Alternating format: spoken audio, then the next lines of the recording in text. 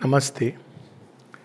So today we come to the last part of Letters on Yoga, but there are many more letters which are not in these 4 volumes. Some letters are in poetry, art, and culture.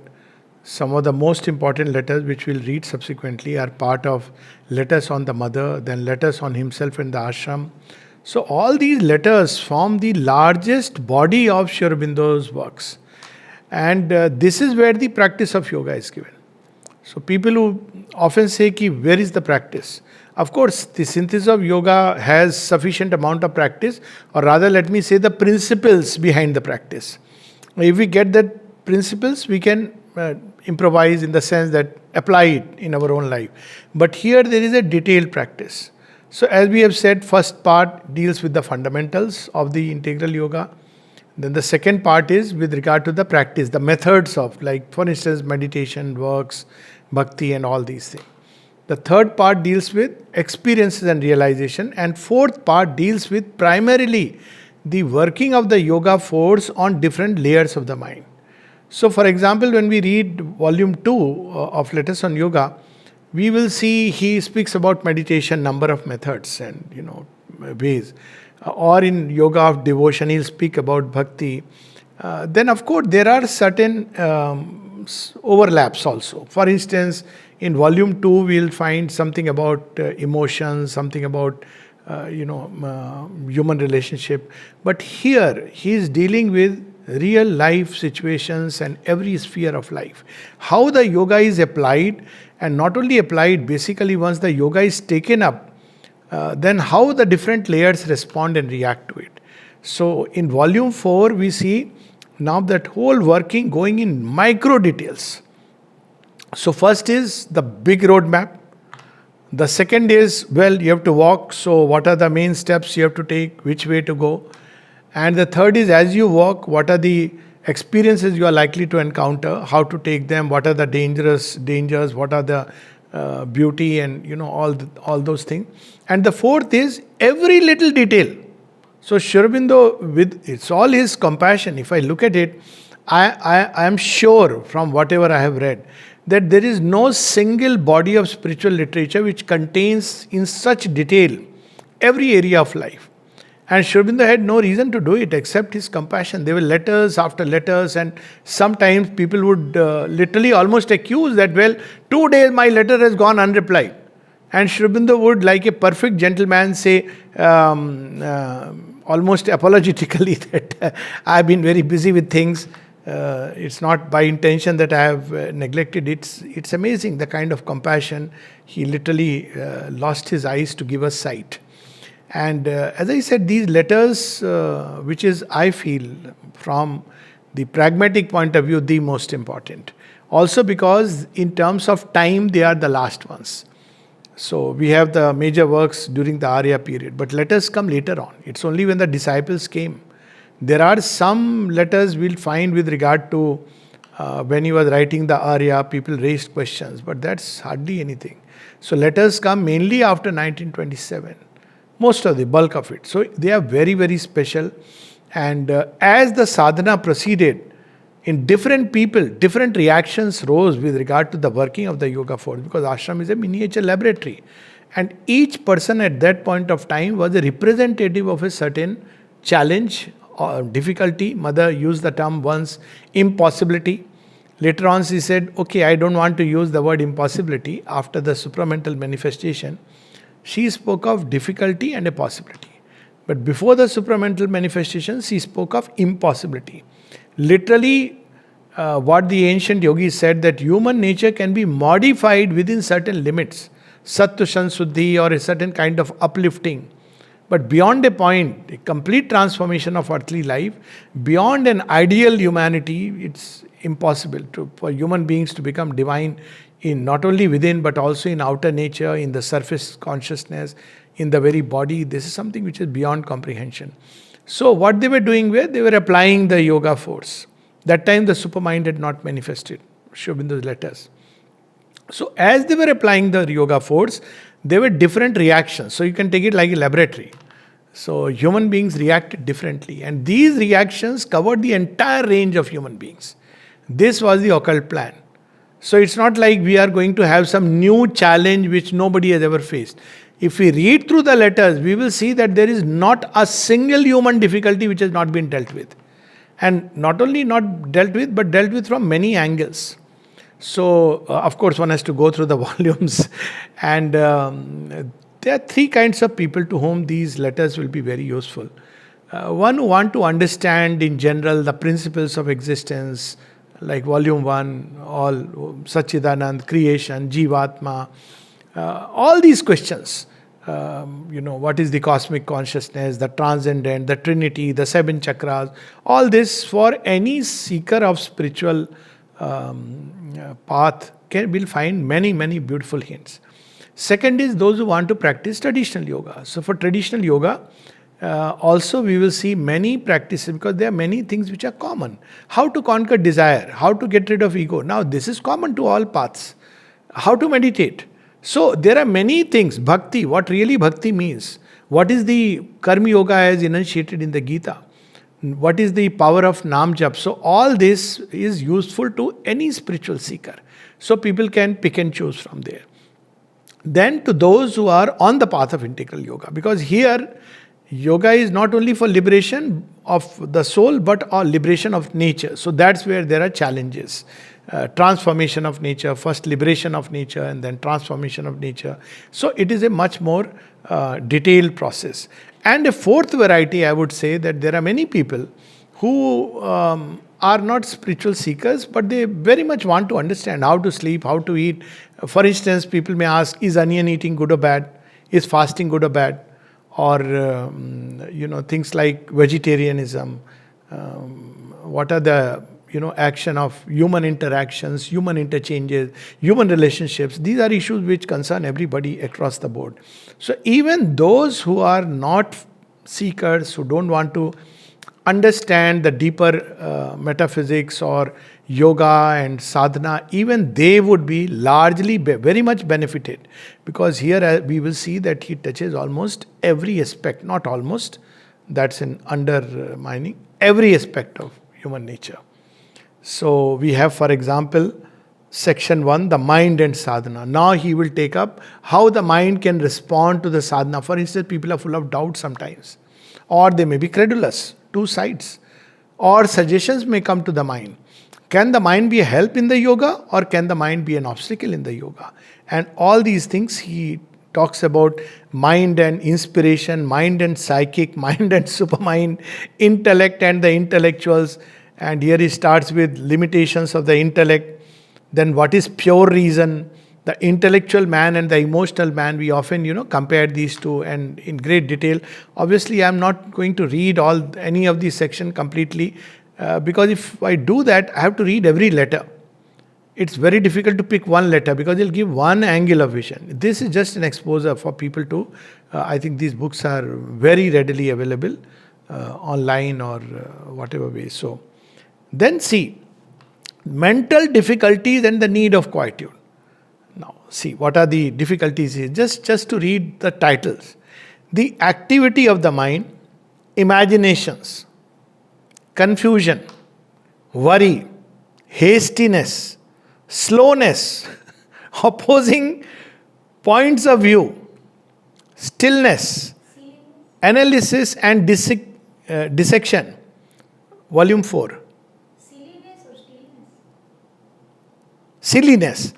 Thank you. The need of quietude. So all these aspects, imagine a word like silliness, slowness, every aspect is dealt with and from the highest yogic vision. So he has given the essence of why it is there and the essence of what you should do to come out of it. The physical mind and sadhana, he further elaborates. So it's like, we are traveling on the road and we have a little inn. So he is telling us what this inn is. Be careful about what you may get here. What is the menu card? What is the price? Every detail. So now he goes further. Physical mind and sadhana. Physical mind is the mind which raises doubts, which is bound to the senses. So for this mind, sensory data is the only data. So if it becomes active, what are we going to do about it? Then thought and knowledge. So this is how, but this is not enough. Section 2 is cultivation of the mind in yoga. Now, you see, I'm just selecting the topics, just naming them out.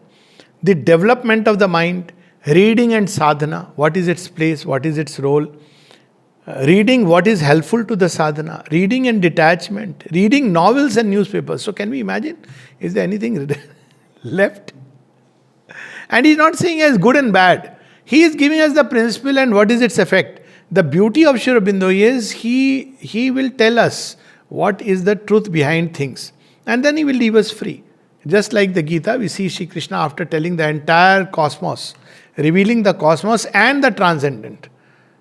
And at the end he says, see, I have told you what I had to say. Now it is up to you to decide and take your call. The place of study in sadhana, I mean, people, that's why there was one person who was narrating me this story when he came here. When I came here, he had been here for many years. So he was telling me, actually I was studying in school and I was studying history. Then someone, I won't name, but was quite into yoga, this yoga. He said, what is the point of studying, because you have to realize the divine. And he had left his studies and came. I said, yes, that's fine, but that's the old story. How will you manifest the divine if you have not developed the intellectual capacity? So you see, if we read these letters, all these things will be very clear. In fact, everything has its place in yoga.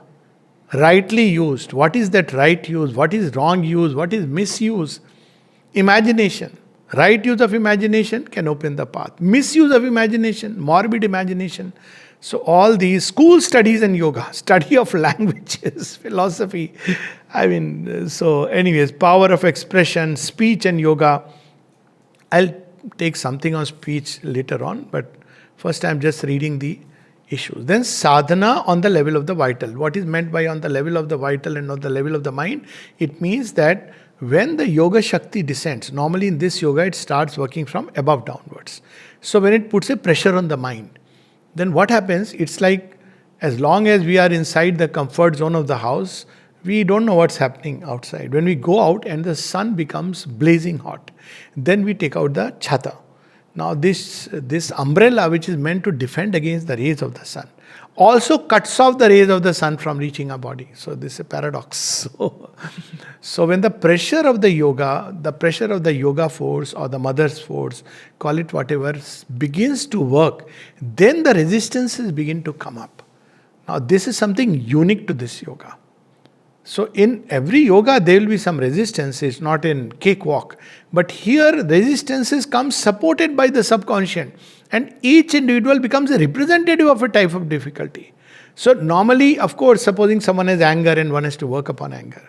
But in this yoga, one person who sincerely takes up the yoga, supposing he has a problem of anger, then this anger he has to work out not only for himself, but for the cosmic issue of anger. So it is a much greater challenge, and that's how people often ask, how are people here helping humanity? That term, of course, is very...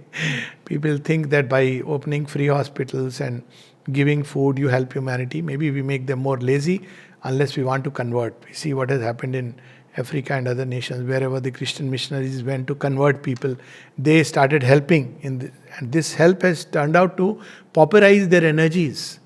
And they become completely dependent. We know that there are nations which have become vassal states. That's hardly help. That's often a harm. So, to equip a person to take the challenge of life, rather than just give him free food, free lunch, free television, free bus rides, whatever, this is the most damaging, leave aside insulting to human consciousness. So, but here, Sri Aurobindo will tell us that, as the pressure comes, there are reactions which come up. And to different people react differently. And therefore, at that very time, he has ensured, like Krishna to Arjuna.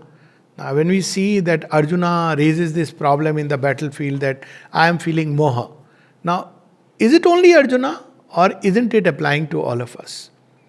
So, through Arjuna, something in us resonates. that when there is a conflict of dharmas, Arjuna is clear. He is not about dharma and adharma. It's between two different dharmas. One is the dharma where one must defend the family and look after its needs. And the other dharma is one must stand for what is justice. And there is a third dharma which Shri Krishna reveals that, okay, come out of this personal cage, but think of the dharma of the expression of truth in mankind, collective march of mankind. So, during these moments of conflict, how are we to resolve all these things are there in the Gita. Now here, through these individuals, Sri Aurobindo is answering to all of us. So we have vital, its nature, and one very interesting, like a good instrument but a bad master. So if the vital becomes the master, there is chaos. Of course, we know that. What it means by surrender of the vital, conversion of the vital and other levels, wrong movements, which includes periods of restlessness, dryness, suggestions, dissatisfaction, revolt. And these revolts can take strange ways. Sometimes procrastination is a kind of revolt of the vital system. It will not put effort. So there are many ways in which it goes into a shutdown mode. Then the lower vital, which we all know, vital temperament, cheerfulness, humor.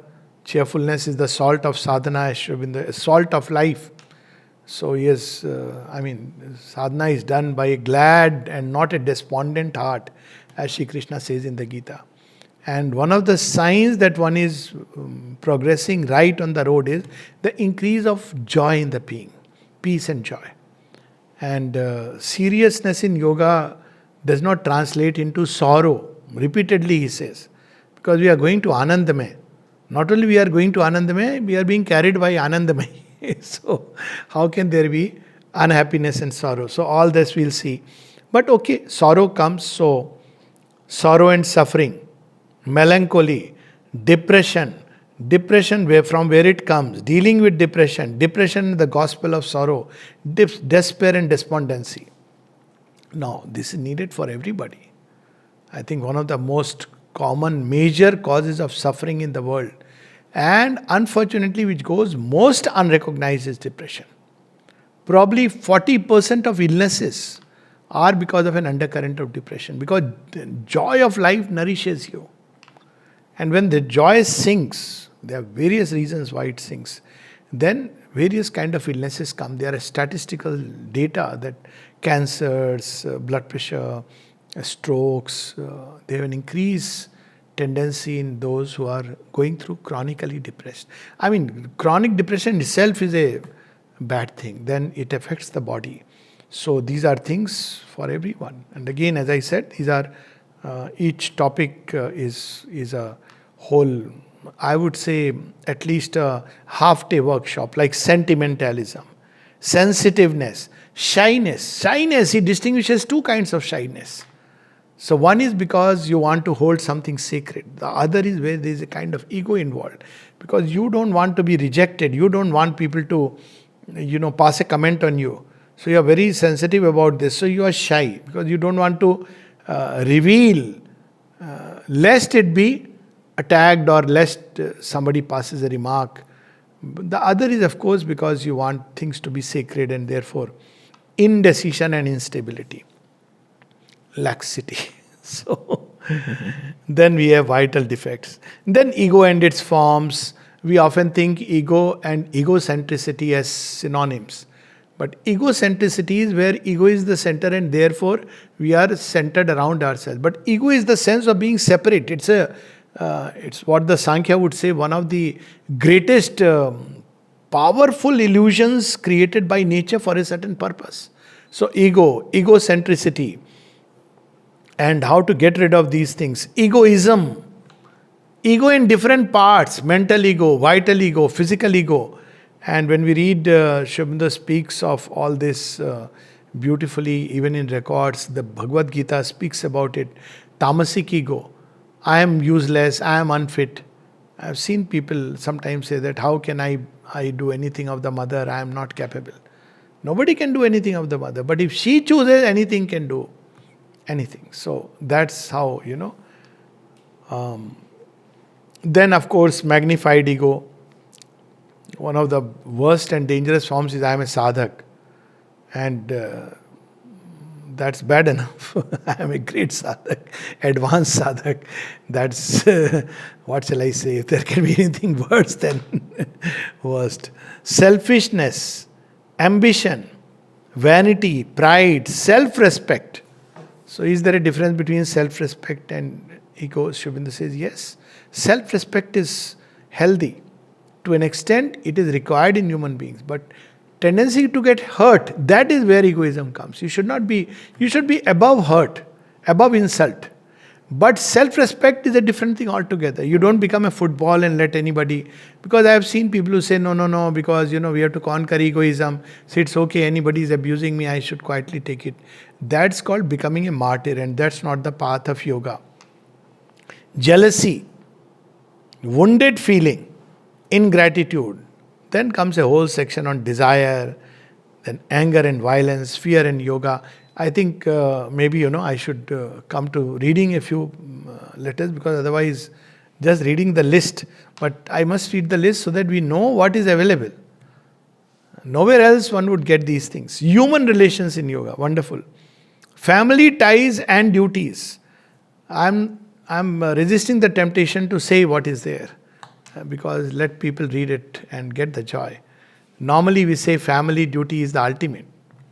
But what would Sri Aurobindo say? Sri Aurobindo would say that, there is no duty greater than duty towards the divine. And while family duty has its place in the great scheme of things, but then we understand Mirabai, then we understand Buddha. We can't apply our standards, or Vivekananda for that matter. When Vivekananda comes and, he has his mother and his sister, they went through a lot of financial difficulties. And he even asked Sri Ramakrishna. And he says, you go and ask Mother Kali. And he goes there and asks Jnana Bhakti Vairagya. It's a very touching story. Now somebody would say that he should have gone back. He was a very brilliant man, earned a lot of money. Or at least as a sannyasi, when he earned money, he should have helped them. But he doesn't do any of those things. See, this is the path they have gone. Now, had Vivekananda gone back and looked after his mother and sister, possibly got married or whatever, maybe they would have been brilliant children and, super family life. But the world would have lost the eye of Shiva, which took the world in the hollow of his hands. The West probably would have been deprived for long for this light. So which Vivekananda are we going to value? Same with Sri Ramakrishna. Imagine he went back and taught vernacular in Sanskrit because his father was a Pandit. And had he just continued with the profession, or the Ramakrishna who in his seeking for the divine abandoned everything. So this is where we have to understand. Family ties, they have their place.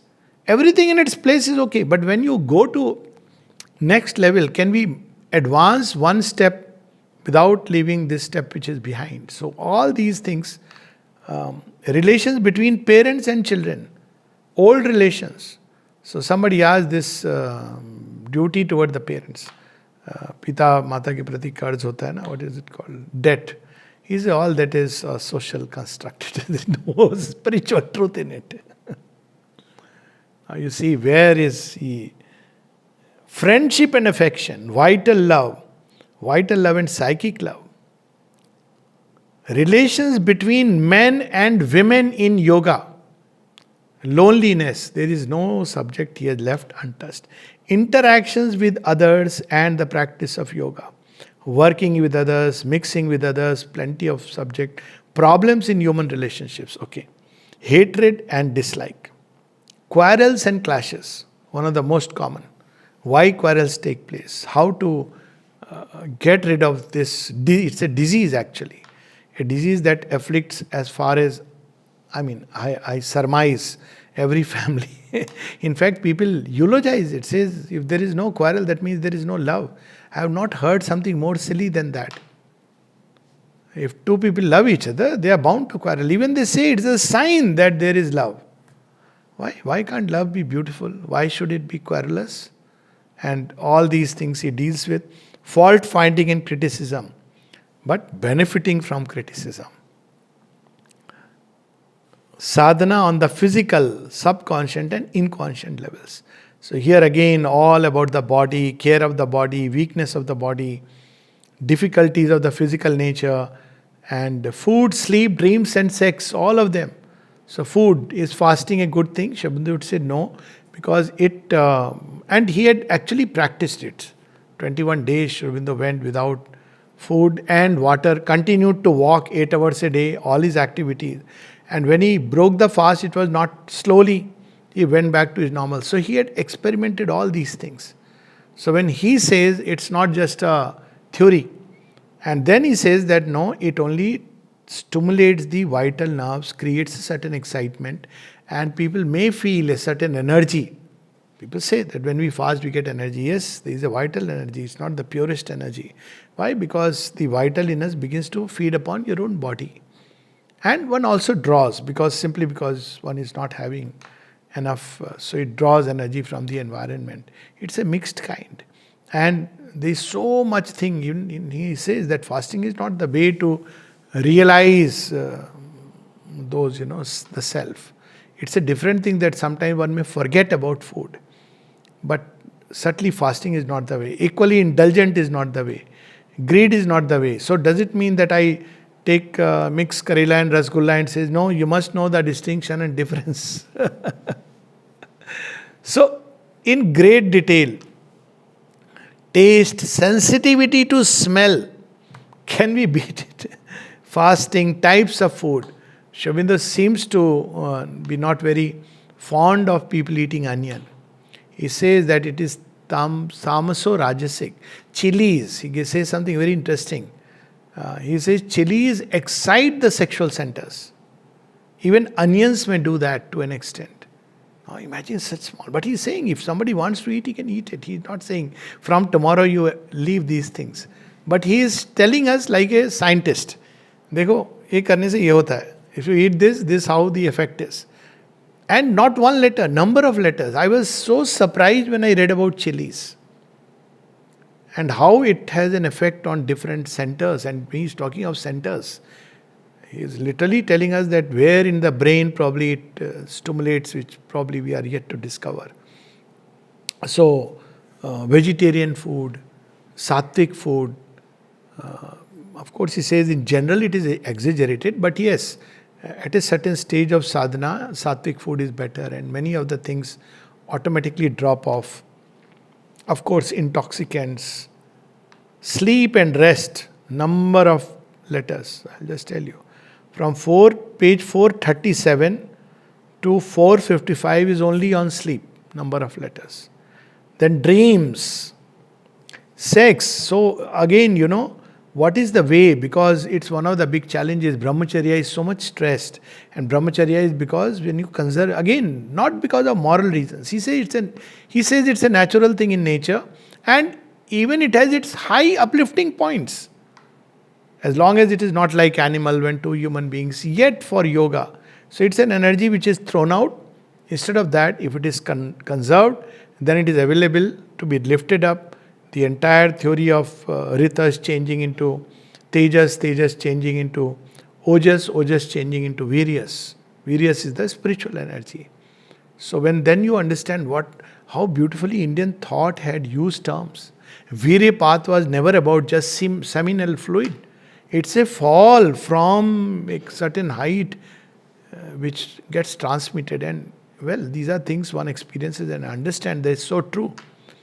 But again, he is not putting it as a taboo. He is not saying that someone had once had a conference on AIDS and said that the solution is sexual abstinence and wanted. This is not what he is saying. He is not saying these things that anybody, anywhere. For average humanity, it is sanyama. Don't let it be like an animal or a perverse thing.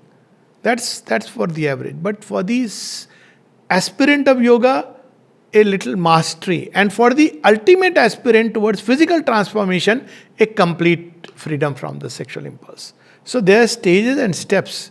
And there also is not saying that you read today, from tomorrow you say, okay, I am a master. It doesn't work. So he gives us all the ways.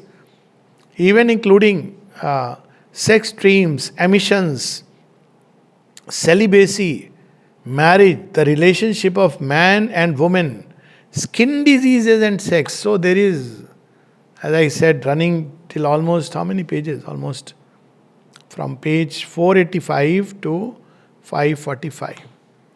So roughly 60 pages. So we can imagine that what would have been left after that.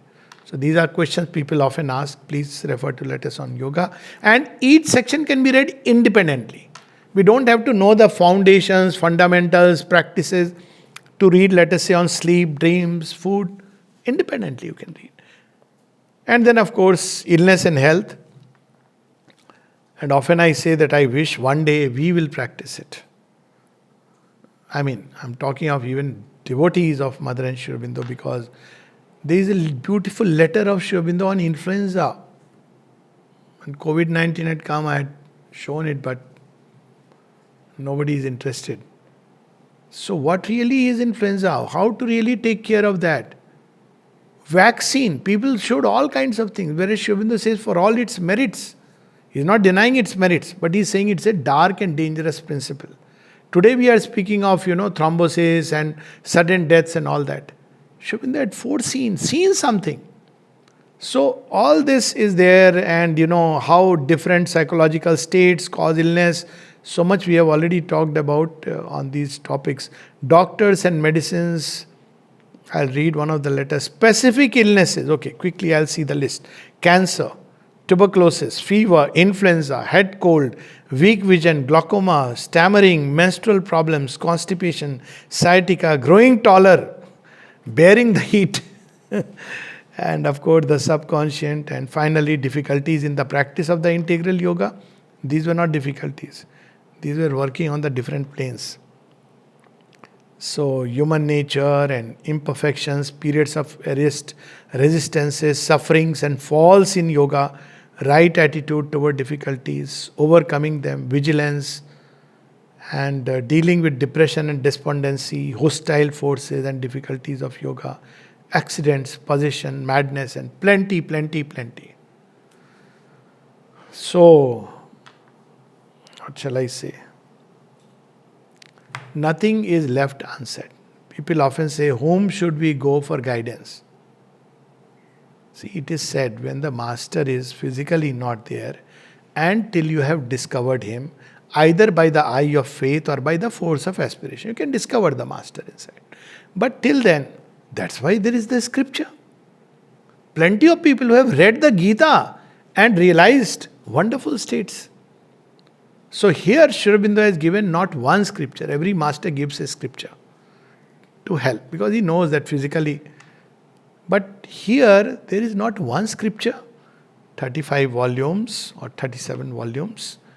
Mother's complimentary 18 volumes. Maybe another will come, where all these things are again stated again from even more practical. So Sri Aurobindo is telling us micro detail. Look here, look at this little rock, you may slip over it. Mother will teach you that, what this rock really consists of. She goes into still more zooming into it. And it's amazing. I think this is one of their gifts of grace. And it's a pity that we don't read it. Because most people I have heard, they tell me that they have read the Life Divine. And then they say they don't understand anything. Sri Aurobindo is very difficult. So now we are going to read and see how difficult is Sri Aurobindo. Let us on yoga. Here he is speaking about one of the letters. As I said, it's speech. I am randomly picked up. The psychic self-control that is desirable in these surroundings and in the midst of discussion would mean, among other things, 1. Not to allow the impulse of speech to assert itself too much or say anything without reflection, but to speak always with a conscious control and what is necessary and helpful.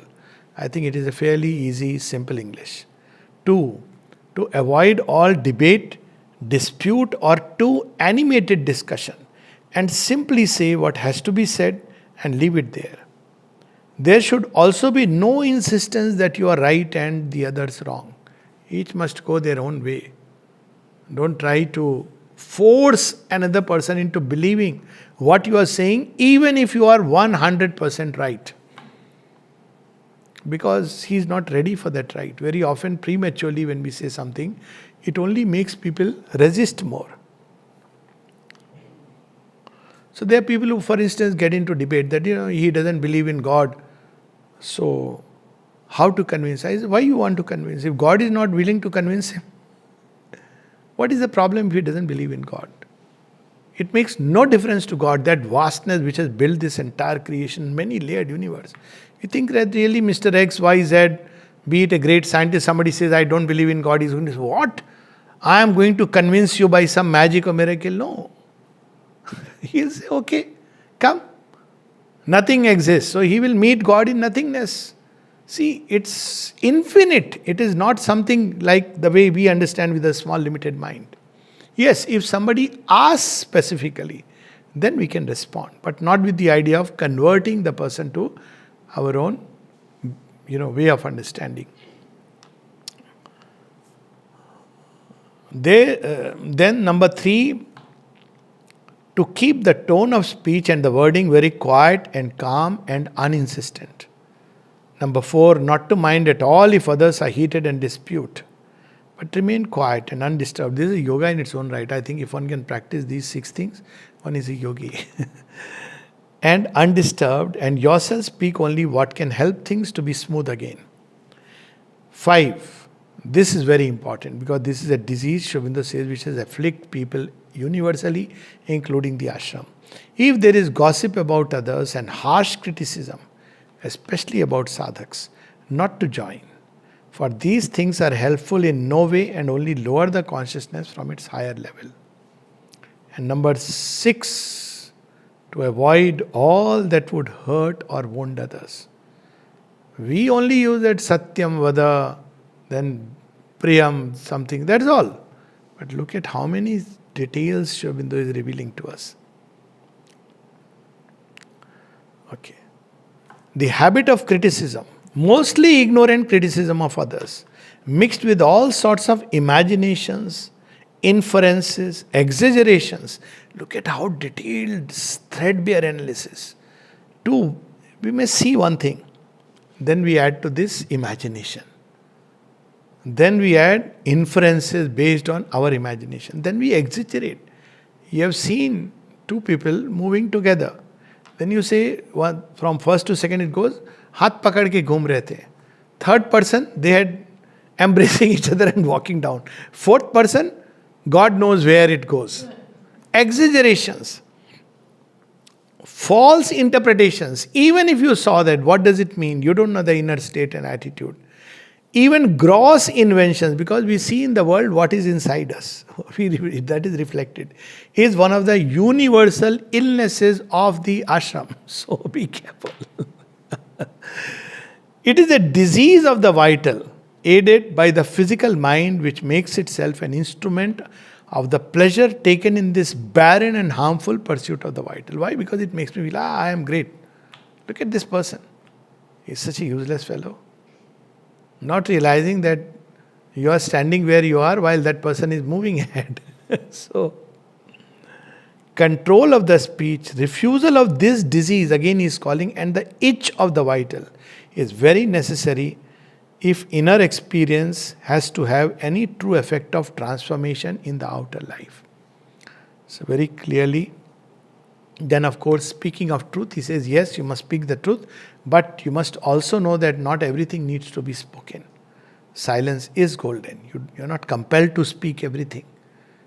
Because only to the divine we can speak everything. And he also says, because even if you speak and you are correct, there is nothing big, it will be misunderstood.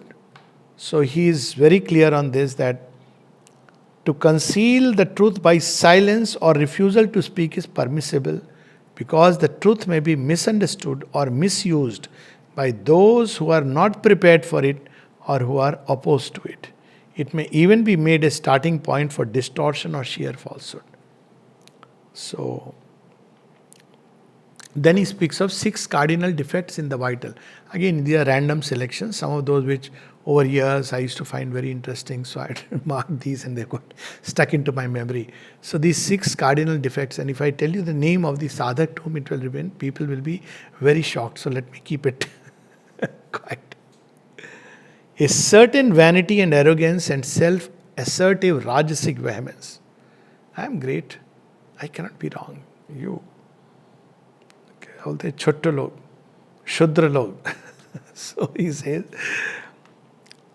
the necessity of making a figure, maintaining by any means position and prestige, starting from the way we dress to create an impression upon others, the way we go about, all show and sham, posturing, gesturing, all these falsehood, even of posturing before others, influencing, controlling, claiming the part of superior sadhaks, one with greater knowledge and with occult powers. Just imagine, when we look at mother's story, she had all the powers which we can imagine. And when that cat dies of the scorpion sting, the mother doesn't do magic like that. She picks up and brings to Sri Aurobindo and says, I suppose she must live. And Sri Aurobindo says nothing. He just looks at the cat intently. After a few minutes, she starts straightening her body, and then she takes a jump and then goes away. He didn't say, Dekha. Just doing it very naturally. Another, when rains, they wanted it was sure to rain, and that would have been, near disastrous to the Golkund. Roof was being laid down. And they asked mother. Mother would always tell Sri Aurobindo. Later on, several times she would do, but otherwise she would tell Sri Aurobindo. And then Sri Aurobindo would look outside and the rain stops till just the time required. Now, why would mother say Sri Aurobindo? See, then we understand the Leela of Sita and Ram. Sita could have very easily destroyed Ravan. Very easy. She could pick up a blade of grass and say, you dare not cross it. See, Jagat Janni. And that's why when Hanuman comes and says, Mata, you come with me, and she says, no. She herself could have walked. But Ram has to play his own part. Look at, how Ram will come and rescue. That is the beauty of that scripture. And many others. So, it's equally true of Draupadi. And since we are talking of Mata Sita, some people may or may not know, when she was 5-year-old, she had lifted Shiva Dhanush, which Rama later on breaks, casually. Nobody was supposed to lift this. And her father saw it. 5-year-old girl, casually. So he said, only somebody who can ever lift this bow, I will, and put the string, I'll get him married. Because he realized it's not an ordinary girl who has come to my house. So, that Leela we understand. Then disobedience and indiscipline. Of course, with regard to the master. Dissimulation and falsity of speech. This is an exceedingly injurious habit of the lower nature. To say things which are not true and to make it appear. Just give that little twist which changes everything. A dangerous habit of constant self-justification. I am right, I have to be right, nobody else can be right. But at the end he says, whatever the difficulties of the nature, however long and painful the process of dealing with them, they cannot stand in the end against the truth. If there is or if there comes in these parts the true spirit, attitude and endeavor. So, not to close our eyes, but to walk with open eyes and to always rely on the mother, human relationship. Affection, love, tenderness are in their nature psychic. We are not supposed to be daggers drawn and crossed. We are not supposed to smile at each other. Sri Aurobindo is saying affection, love, tenderness. He's not saying they are human. They are in their nature psychic. The vital has them because the psychic is trying to express itself through the vital. It is through the emotional being that the psychic most easily expresses, for it stands just behind it in the heart center. but it wants these things to be pure.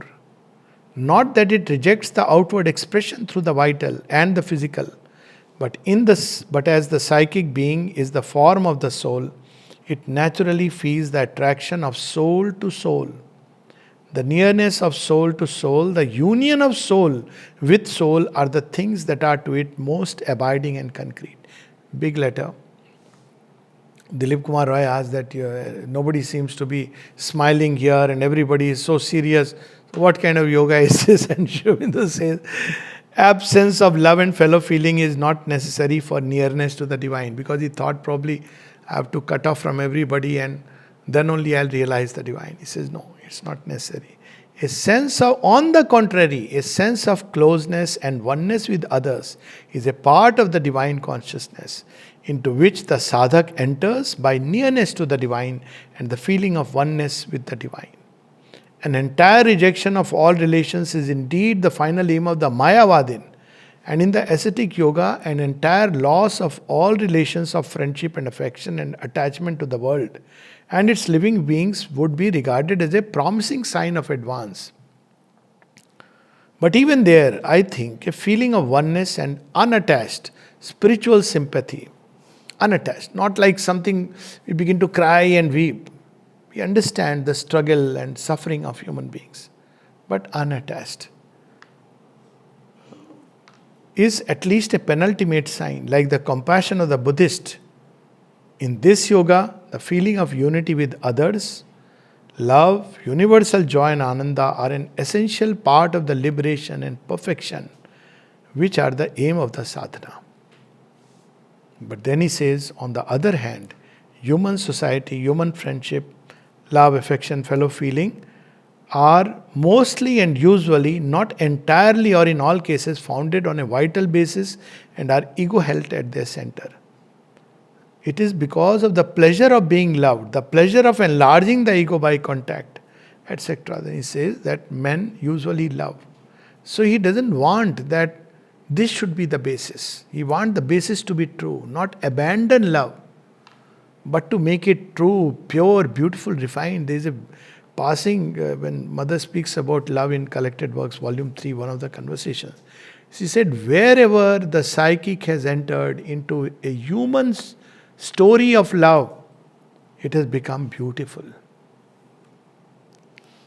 So, and these are steps and stages. And he speaks about yogic attitude, indecision and instability. One important thing, fear. Mother speaks of fear as the worst impurity. In fact, fear is, Sri Aurobindo says, not natural even. It is the creation of hostile forces. If you want to do yoga, you must get rid of fear. Yoga and fear do not go together. I think it's simple English. Very simple. Doing is difficult. Okay, but there also, there is no fear in the higher nature. Not only Nirbhayo, Brahman is Nirbhayo, but even higher consciousness. Fear is a creation of the vital plane, an instinct of the ignorance, and then it has to be replaced, that replaces and prevents or distorts the intelligence of things. It might also be considered as an invention of the hostile forces. So what happens is that it clouds our vision, we cannot see things properly, and therefore it is not good even for the intelligence. Okay, Mother, how to cure ourselves of things? To separate yourself from the thing and call in the Mother's force to cure it is the yogic method. Not to be afraid, not to be tense, separate and call. Or else to use your own will, force, with faith in the power to heal, having the support of the Mother's force behind you. If you cannot use either of these methods, then you must rely on the action of the medicine. So, because there may be hesitation, doubt, it's okay. And use the medicine, don't make a fetish of. I often say, if you have come to the doctor, that means you need medicine. You have come there. If you really have that, you won't, it's well known. You don't go to a doctor for the doctor to tell you that, have faith. I mean, he may tell you, but after some time he may lose his degree. Medicines are a pis aller that have to be used when something in the consciousness does not respond or respond superficially to the force. So sometimes necessary because the subconscious is not ready. Then what is the effort demanded? One small little, what is the effort demanded in the yoga? The effort demanded of the sadhak is that of aspiration, rejection and surrender. Same thing we see in the mother. If these three are done, the rest is to come of itself by the grace of the mother and the working of her force in you. But of the three, somebody may say, but one, tell us one. Three is like aspiration hota nahi hai, rejection is near impossible, surrender is difficult, so tell us one. Look at the compassion of the divine incarnate. But of the three, the most important is surrender. So how to know there is surrender? Of which the first necessary form is trust and confidence and patience in difficulty. There is no rule that trust and confidence can only remain if aspiration is there. On the contrary, when even aspiration is not there because of the pressure of inertia, trust and confidence and patience can remain. So people who say things like, oh, my aspiration has failed, so there is no hope for me, my aspiration fails, so what can mother do? It's all bogus suggestions. So surrender with trust and confidence in the grace. On the contrary, the sadhak should feel. What he should say? Never mind, my aspiration will come back again. Meanwhile, I know that the mother is with me even when I do not feel her. She will carry me through even the darkest period. Can there be something more clear and more definitive and practical?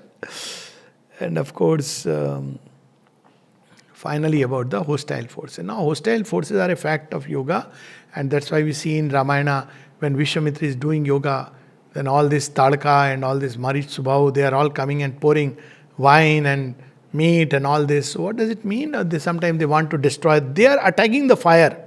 It's very interesting. They're not killing the Rishi right away. Later on they do it. First they attack the fire. All the yoga, you see Rishi Parashar, that's how he got his name because he became Pangu Muni. All this, Sahasra Bahu, he came, attacked. So they were destroying the Yagyavedi. Then they destroy because as long as the Yagyavedi is active, you can't come near. If you have the fire, animals stay away.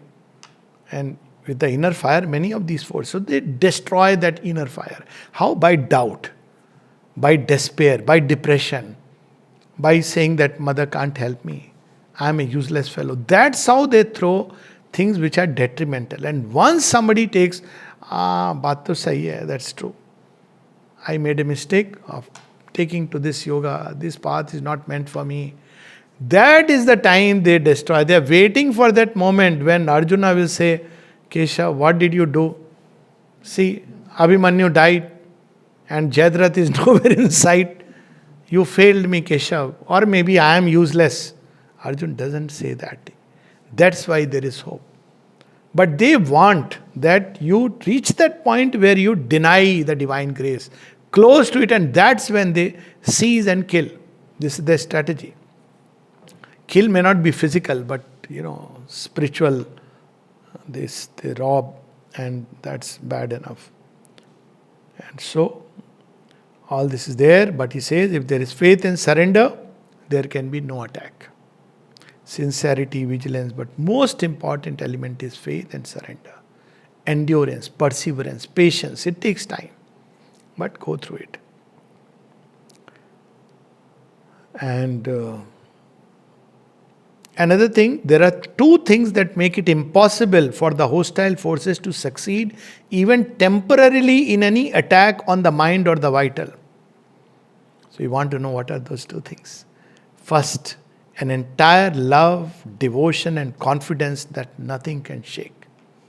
Secondly, a calm and equality in the vital as well as in the mind, which becomes the fundamental character of the inner nature. Suggestions then may still come. Things go wrong outside, but the feeling remains invulnerable. This is the sunlit path. Now you see, now we understand the story of Prahlad. People say this is all mythology. This is the reality of inner life. If you are like Prahlad, Prahlad didn't say, oh dad, you have been doing these things for me. He didn't say like, that topi wala, jo topi ko Sita tha, the people have made such a big fetish out of him, named roads after him, Aurangzeb, who killed his brothers. But look at the ideal of India way back. Prahlad doesn't say, oh, you have done this to me, I'll raise an army and destroy you. Rama also doesn't say that. Look at our culture. I mean, it's something so profound, and this is many thousand years before all these religions came into existence. So what does Prahlad do? He is very quiet. Father says, you sit with your bua. We are going to have a magic show, and poor child doesn't know. Okay, dad, I'll sit. What does he do? He is not calculating anything. That my father may be scheming, he has done this kind of job earlier.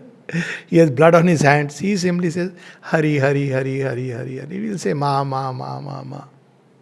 If love and devotion are there, surrender is there, faith is there, they cannot touch. This is the story of Markandeya. These may sound myths to the most gross external living man. But to anyone who has led even little bit of inner life, they are the facts of inner existence. So all this he says, and at the end he says that never think about hostile forces. Some people keep thinking, he said, that is the way they open the door. This is hostile, that is, hostile forces are coming. He says, you're not supposed to do that. This is a fact, so he has dealt with. In Letters on Yoga, you'll see a whole chapter. Why not? Because it's an important element. In fact, as far as I know, Aurobindo is the only one after the Vedic rishis who speak about these hostile forces. But he is cautioning us, don't keep thinking about them. If you keep thinking about them, that's how they attack. So instead of thinking about them, think about the divine. The mother's help is always there, but you are not conscious of it except when the psychic is active and the consciousness not clouded. Suggestions come to all, even to the greatest sadhaks or to the avatars. As they came to Christ or Buddha, obstacles are there, they are part of nature and they have to be overcome. What has to be attained is not to accept the suggestions of failure, fall, disintegration, guilt. Guilt has no place in yoga. You have to look at the thing, understand and move forward. Not to admit them as the truth or as one's own thoughts. Okay, this is a part, but this is not me, this doesn't define me. To see them for what they are and keep oneself separate. Obstacles have to be looked to as something wrong in the machinery of human nature which has to be changed. They should not be regarded as sins. Sin has no place in yoga. Sanatan yoga. It has a lot of place in where yoga has changed into a organized religion. Because if you have sin, then you have purge, then you have, that's how a whole organized system runs. The racket of religion runs. But in Indian yoga, you don't have. You have paschatap, which is a different thing altogether. Santap, you realize that this is something which should not have been done. It's a wrongdoing. It's not out of sense of sin or guilt. But you discover that there is a wrong movement. Oh, I need to correct it. So there is tap, tapasya.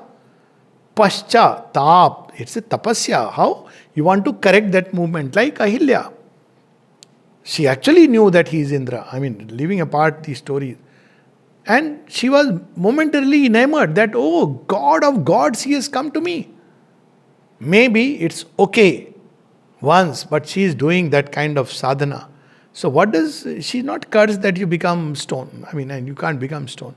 But she engages into tapasya. Moving, unmoving still. And that's why when Rama is coming, Rama and Lakshman with Vishwamitra. So Vishwamitra, what does he tell them? There is a great tapaswini, you must touch her feet. So they don't say there is a sinner who is repentant. That is how it is described. There is a great tapaswini. You must have her darshan. Touch her feet. But that's the time her tapasya gets completed. So he says they will come, but you should not regard it as sins and wrongdoings which make one despair of oneself and of the sadhana. You ask whether the adverse force is stronger than the divine force. The implication is that a man has no responsibility for his actions. See how he's seeing through the insincerity of human nature. Obviously, divine force is stronger. But when we ask this question, what does it mean? I'll do nothing. Divine should do everything. So he's pointing out, see, this letter is beautiful. With this, we'll stop, but look at the perfection. And whatever he does or however he errs and falls in consequence, the divine force is to blame. What can I do? Adverse force came, divine force did nothing. It may be so. Look at the perfection. He says, yes, you can blame the divine force. It may be so, but in that case, there is no need or utility in doing sadhana. We have to do our effort, even if it fails, even if it is a gilleri, squirrel. We can't just sit and say, we can't do, adverse forces have come, divine force. Even there are letters where he says, if there is truly the complete surrender and faith, it will happen. But there you have to wait. There is a time which happens. You have to do that. One has only to sit still and let the adverse force or the divine force do what they like. So, according to that theory, the devil was quite right in telling Christ, cast thyself down from this mountain and let his angels come and upbear thee. So this was the challenge. One devil assumes the form and tells Christ, you say that your God is all powerful, throw yourself from this tower. He will save you. So Christ said, no, one must not tempt the Lord my God. This is not what it means, that I do a foolish thing. He will still save, that is different. But this approach, this is not the approach that a sadhak should take. So he says, and Christ was quite wrong in rejecting the suggestion. I mean, according to that theory, and saying, it is written, thou shalt not tempt, put to a test the Lord thy God. Because what you are doing, you are testing God. Let me see whether you will save me or not. Now that is a lack of faith, reliance. On the contrary, you are adopting a very superior attitude and trying. That should not be. But yes, if you stumble, fall, if you have faith 100,000 times, He will, protect us, save us, teach us, take us out. So these are the wonderful letters, and many, many more. As I said, these are to be read. Each section to be read in completely. And I believe if one can just read letters on yoga, 4 volumes plus letters on the mother, which we'll read next time, one has read everything as far as the theory and the practice of integral yoga is concerned. And please read from these originals, because they say from every angle. And there are not too many. How many pages? Let me just see. Each one is roughly about 500. 800. Okay. 800 in one issue. Not bad. So 800 into 4. 3,200 pages. Letters on the mother. Let's say 4,000 pages. If you read 5 pages a day, 5 into 300, 1,500 pages. In 3 or 4 years, you can complete the entire set. Not a bad bargain. So let's start Letters on Yoga as a not only companion volume, but as a constant companion volume. Namaste.